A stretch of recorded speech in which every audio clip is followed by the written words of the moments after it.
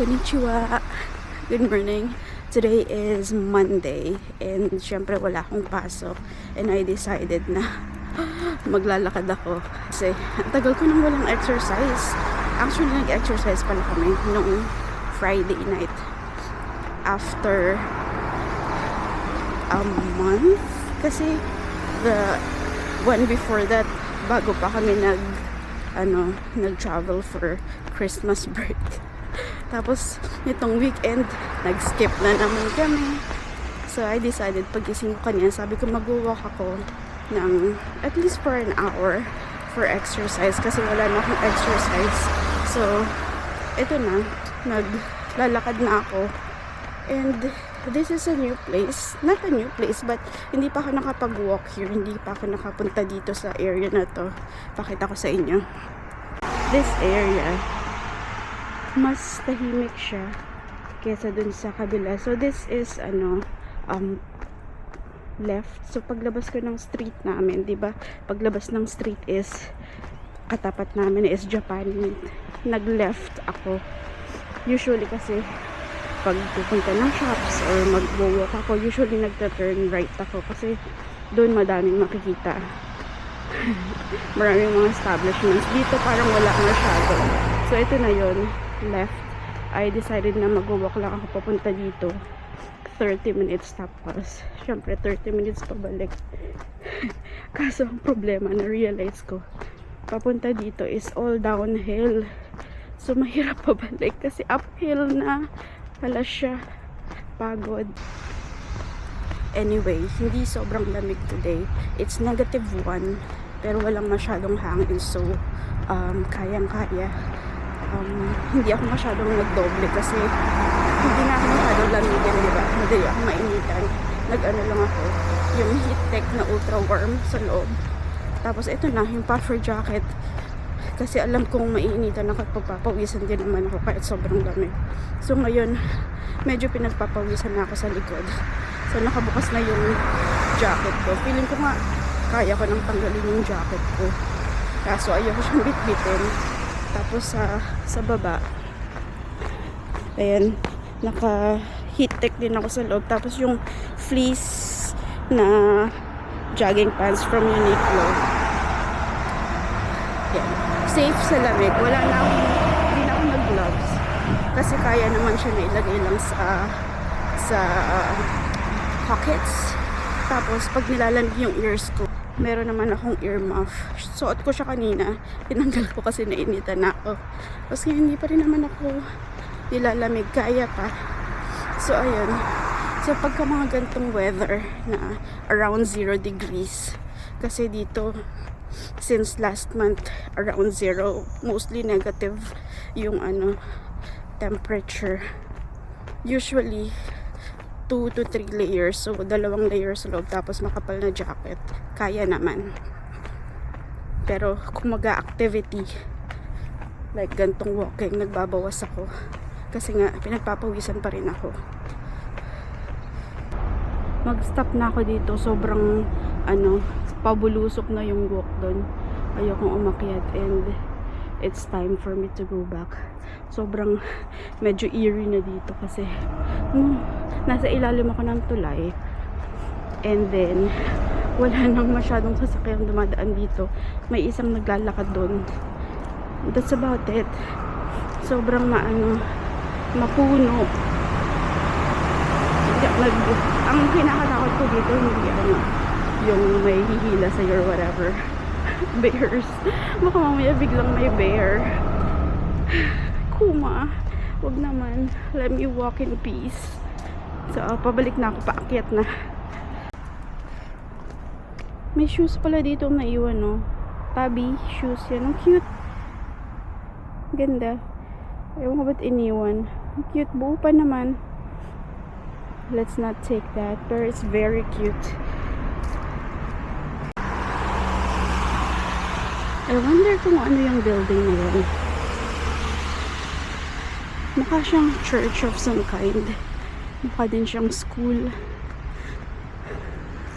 I don't know, walang name eh. Anyway, ayun. Paakyat na ako.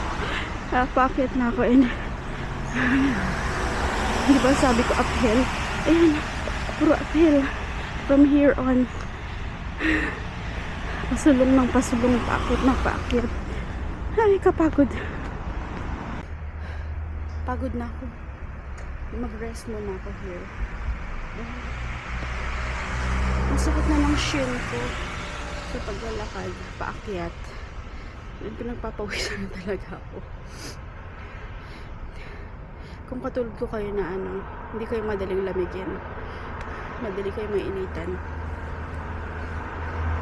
huwag na kayo masyadong mag-layer kapag marami kayo activities.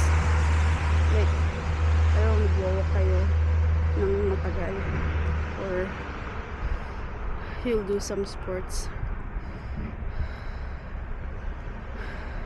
Ako, isang layer lang ng ultra warm. Tapos itong jacket nito. Gusto ko nang tanggalin yung jacket ko. Kasi hindi ako nagbra. Ay.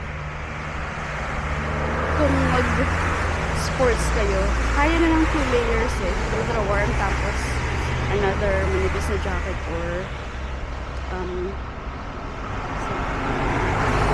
any sweater.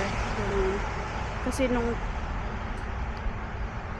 2 times na nagpunta kami sa ski resort, hindi ko naman din ginamit yung jacket ko. Ginamit ko lang siya for like the first 5 minutes. Tapos the whole time tinanggal ko lang siya kasi nagpapawis na ako. And na nararamdaman ko yung pawis sa likod ko, yung sa kilikili ko. Ang init. Umuusok pa yung bunganga ko sa sobrang lamig.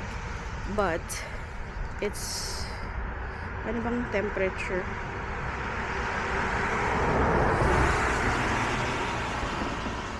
-1. Pero wala kasing hangin. Kaya naiinitan ako. Yung face ko yung nilalamig. Pero yung face mo, your face can take the cold. Carry lang siya. Pero pag sobrang labig, pwede kayong balaklava. Yung sinusunod ng mga magnanakaw. Yung mata mo lang yung kita. Safe yun. May minista pala dito. Ano ba yung init? Bumili ako ng egg sandwich. Yun palagi ang aking breakfast. Bumili akong 2 kasi 2 na lang yung meron sila. Tapos ano ba yan? Lumiko ako dito, akala ko may daan, parang close subdivision. Tapos bumili pala ako ng ito, ice cream. Bagong ice cream na nilabas yun ngayong winter, siguro for February lang, I'm not sure kasi heart. Ayun, tapos ginamit ko kasi yung card ko. First time akong hiningan ng signature kasi never sila nanghihingi ng signature pag ginagamit mo yung card mo dito. Tapos gusto niya pang i-compare yung signature ko sa card ko. Pinakita ko ulit yung card ko. Wala namang signature niya. Okay. Naka 1 hour na ako. And nandito na ako sa ridge na malapit sa amin. Yung kabilang street lang ng bahay namin. Ngayon ramdam ko na yung cold. Kasi mahangin na dito. Sakto lang pala yung time ko kahit may mga stops ako. Kasi in-name ko na makauwi by 10. And 9:45. Nag-stop lang ako sandali kasi gusto kong pagmasdan yung mountains. Pakita ko sa inyo, ganda. Ito yung sinasabi kong ridge.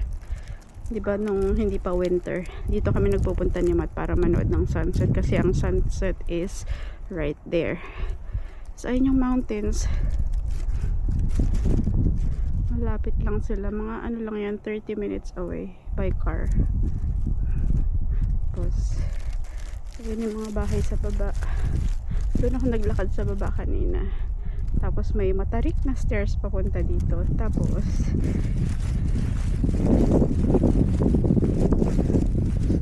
may mga benches sila dito. Pwede kang maupo just to chill, relax. Minsan may nakikita ko dito ng mga magkakaibigan na matatanda na Japanese. May dala silang drinks and food. Kwento-kwentuhan lang sila dyan. Yan.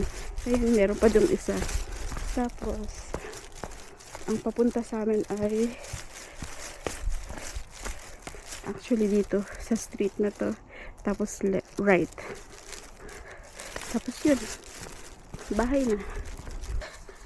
Nasisilaw ako sa araw. Na-realize ko pala kanina nung naglalakad ako. Wellness day ko pala today. Kasi di ba nag-decide ako mag-walk for exercise. Tumigil ako kasi may nakasalubong ako. Nahiya akong mag-vlog pag may ibang tao. Sabi nila, ang ano naman ito, feeling influencer yarn. So yun. So yun nga, nag-decide ako mag-walk for exercise and to feel happier. Kasi, di ba pag nag-exercise ka, you release endorphins. Endorphins make you happy. Kaya pag na-stress ka, dapat you have to move. You have to sweat para mabawasan yung stress na nararamdaman mo. And mamaya 11 a.m. in an hour may counseling session ako. So starting last month, second session ko pa lang today. So I'm aiming na improve my mental health this year. So that's what I'm working on, and hopefully pati physical sama na rin. I'm out again. Tanghali na, 12:00. And medyo tumaas na yung temperature. It's now 5 degrees. Nag breakfast and shower lang ako pag uwi ko kanina. Tapos may may counseling session kasi di ba nag-counseling, nagte-therapy na ako since January. May session ako ng anong oras ba yun? 11 a.m. kakatapos lang. Tapos nagbihis lang ako and now I'm out again. And what I'm planning to do is I'm gonna go to Sendai. Gusto kong pumunta dun sa may tea shop na nakita ko sa Instagram before pa, hindi ko pa siya napupuntahan. It's called Polly Put the Kettle On. Yan, I wanna check. Tapos dadaan din ako sa train station sa Kita Sendai because I collect yung mga stamps, train stamps, hindi pala bus, train and bus sana sasabihin ko, train stamps. And yun, hindi ko pa nakukuha yung Kita Sendai and siguro one other station.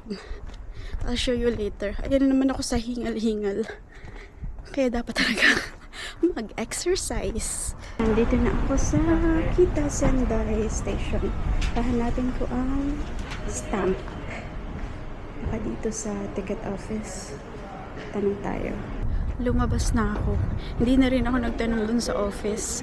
Kasi bago ako nagtanong, may tao kasi sa loob. So bago ako nagtanong, tinignan ko muna yung yung may app kasi, Stamp Quest yung pangalan. Tapos doon sa app na yon nakalagay kung saan mo makikita yung mga stamps for different train stations or mga museums and mga major bus stops. Tapos wala pala yung Kita Sendai. So hindi na ako nag-ask. Nakapasok na ako. Sabi ko magte-train na lang ako papuntang Sendai station. Tapos ang tagal ko naghihintay din. Siguro mga magte 10 minutes na rin naman. Tapos dun sa station ang lamig kasi mahangin. Sobrang lamig. Meron namang room na heated para makapaghintay ka. Ayoko naman pumasok dun. Sabi ko hindi ko naman kailangan mag-train talaga. So lumabas na lang ako. Maglalakad na lang ako para hindi ako masyadong lamigin din. Ito ang Kita Sendai area. Maganda tong area na to kasi malapit siya sa downtown. Hindi pa to downtown pero malapit na lang papunta dun sa tea shop na gusto ko. 25 minutes na lang. Tapos tahimik. Isang kasama namin sa work dito malapit nakatira. Maganda siya kasi hindi siya malayo sa school. Hindi rin siya malayo sa downtown.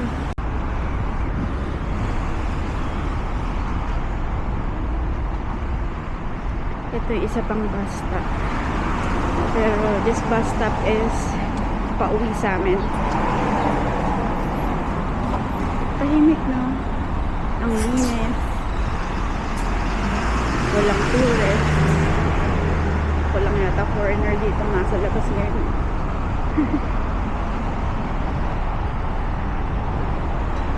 Malamig pero nababawas ng lamig ko kasi naglalakad ako. So, very lang.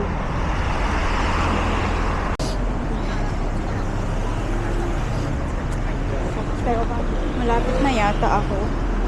Kailangan ko nang lumiko dito. This is the Kitayo Bancho Street.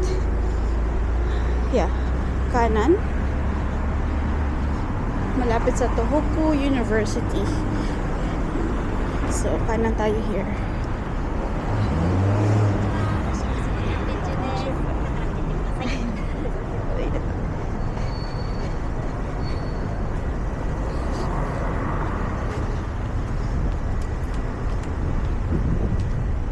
Nakapag-walk na ako dito sa area na to. Ito yung papuntang Zuihoden Mausoleum. Pero hindi tayo pupunta doon. Ilang streets ba? It says walk 10 minutes. Here. Walk 10 minutes. And tayo ay liliko sa anong street yun?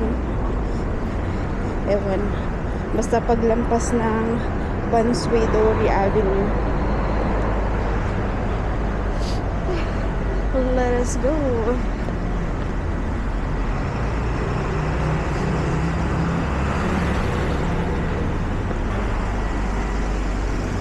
Di ba mas matao na dito kesa dun sa amin? Arigato.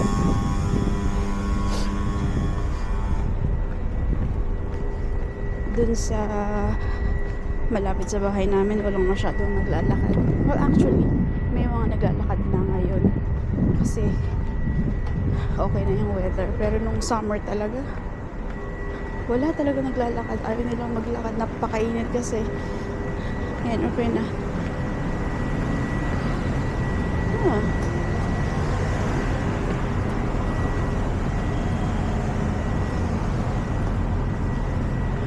Parang Chinese.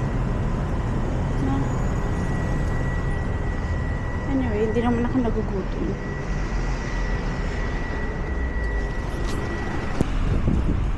Malapit-lapit na ako. Ang liit nilang street na to, pero kita mo ang laki ng daan for pedestrian pati sa kabila. Tapos napanood ko somewhere, sabi kapag ka daw ganito na may green line, yan, ibig sabihin may school na malapit dito. So I don't know kung saan yung school, pero nung nasa Kyoto kami, nakita kami ng ganyan. Tapos yun yung may malapit na school kaming nakita. Ang liit, no? Cute. One way lang yata to. Ay, hindi. Parang two way. Pero paano magkakasya? Oo, tama. Mag-isa lang siya pero hindi nakakasya isa pang car. Ay, parang mag-i-snow na. Saan na ba si Polly put the kettle on?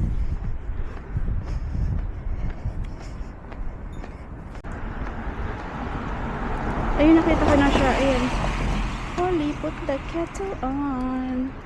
Ay, ayun pala. Lumagpas pa ako. Kulay teal. Cute! Opening. It says Happy New Year. So, open naman. Tignan mo, ang late ng opening niya. 11, 12. But, today is Monday. Let's see. Sana may upuan. Ang cute naman ito. Cute, ang cute nito. Let's take a video muna. Cute. Very, small British cafe.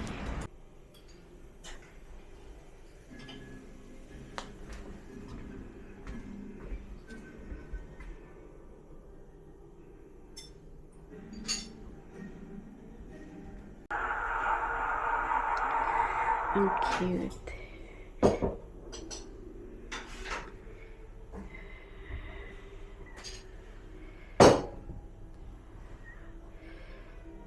Cute. Ang bilis dumating ng order ko. Ito yung order ko. It's a carrot cake. Pistachio yata yung nasa ibabaw. Tapos, this is hot chai tea latte. Sana masarap. Yan yung menu. Ito yung order ko. Chai tea latte. And yung food is... Gusto ko din sana ng salmon and cream sandwich. Pero next time na lang. Kasi parang masarap to. May afternoon tea set din sila. Kaso mag-isa lang ako eh. Pagkasama ko na lang si Matt.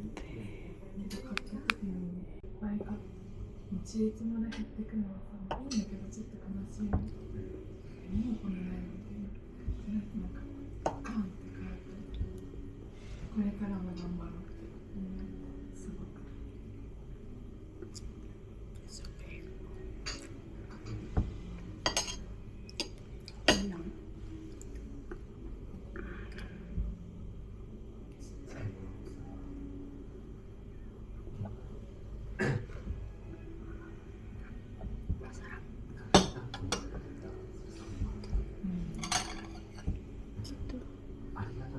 Cute. そうなんだ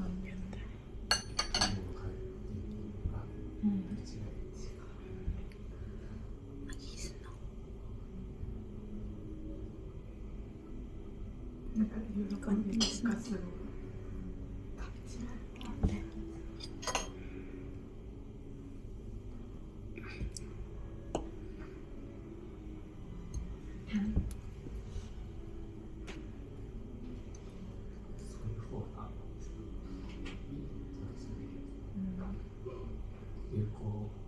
なんかね、そう、なんかいいものを長く着るって感じ。でもユニクロって最強だなって思う。なんかいいじゃん。 Nag-start ng mag-snow. ズボンの形とかいいのあるじゃん。なのに3000円とかで買えちゃうの。 Sana lumakas. 素晴らしいね。やっ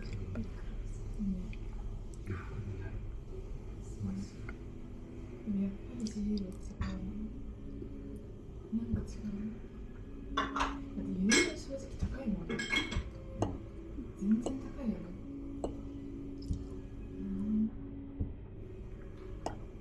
なんかビシッとキャラがついてるでさ Cute ng bear.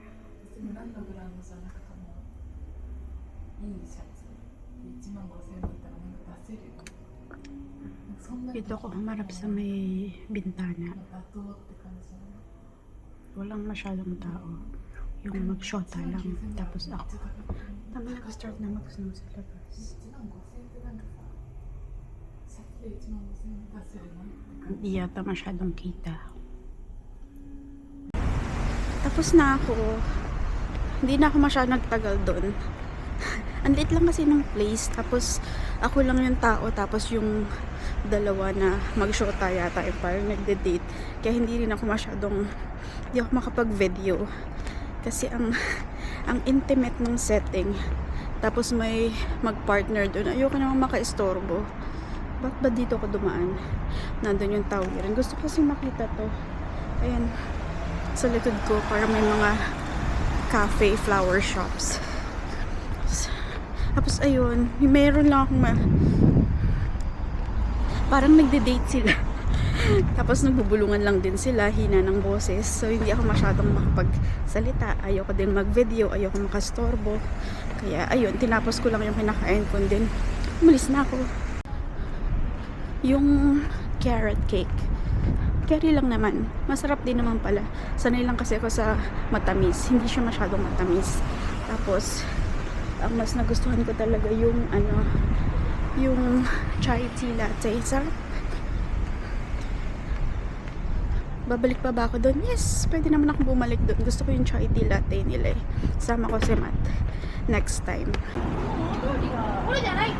Cute ng mga plants.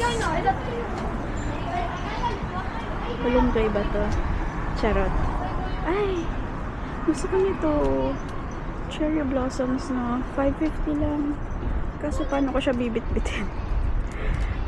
Sana meron sa yung garden na malapit sa amin. Bibili ako. Papunta na ako ng Sendai Station. 30-minute walk. Ang lamig na. Lalamig yung hands ko pero wala naman akong dalang gloves. Carry naman basta nakalagay lang sa aking pockets. Nilalamig lang pag hawak ko tong camera. Magbabas sana ako kasi may bus.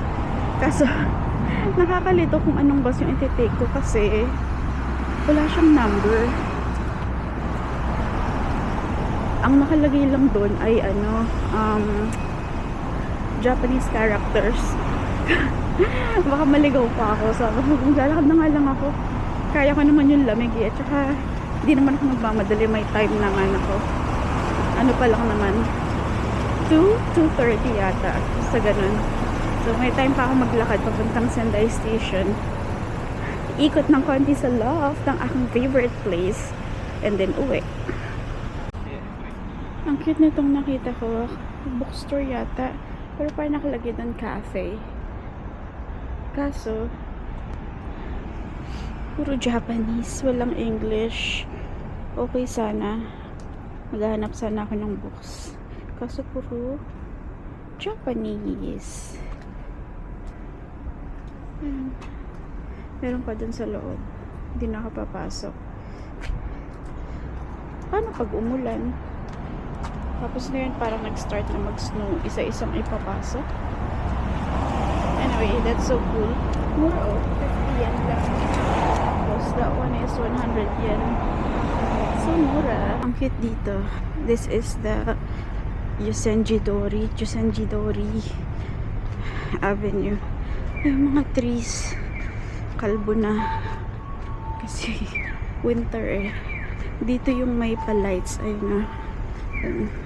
Kailangan mapuntahan namin to ng gabi. Kasi parang 2 weeks na lang yata ang natitira. Kasi mga nakasabit sa puno. Ay, cute. Ganda. Ay, hindi sa kabila. Ah, kailangan na tumawid.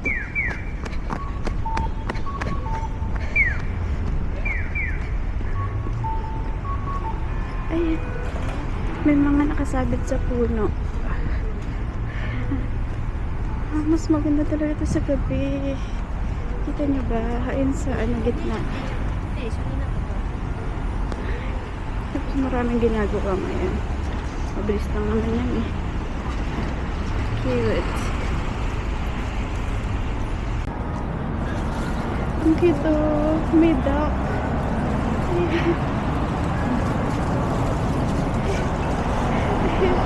May sinusundan siya eh. Tapos nakastop lang siya kasi hindi pa pwedeng tumawid. Ay! Ang sweet! Nasa na ba yung sinusundan niya? Nakastop lang siya kasi nakastop yung mga tao, hindi pa pwedeng tumawid. Ito parang nangangampan niya yata. 日本維新の会公認候補者高橋浩二横断歩道を渡らせていただいておりますのは候補者本人でございます。 Dadaan ako dito sa Caldi. Marami ditong imported products. And dito kami bumibili ng kape ni Matt. Ang daming chocolates. Ang cute nito oh. May pambasag para basagin mo yung chocolate. Tapos ito. Salami chocolate. Ito cute mga cat, dog. Pauwi na ako. Dapat imi-meet ko si Matt sa Japan Meet para mag-grocery kami. Kaso, late na rin ako nakauwi. 5 na. Nauna na lang siya. Siya na yung nag-grocery. Buti naman. Tapos dumaan ako sa Donkey. Bumili ko ng sinigang mix, tsaka evap para sa sopas. Kung gusto ko magsopas. At tsaka, ang aking favorite na itlog na maalat. Ang lamig. Ang lamig. Kaya sinuot ko na ang aking earmuffs. Nilalamig na din yung hands ko. Pero wala naman akong gloves. Ayun lang. Nandito na ako.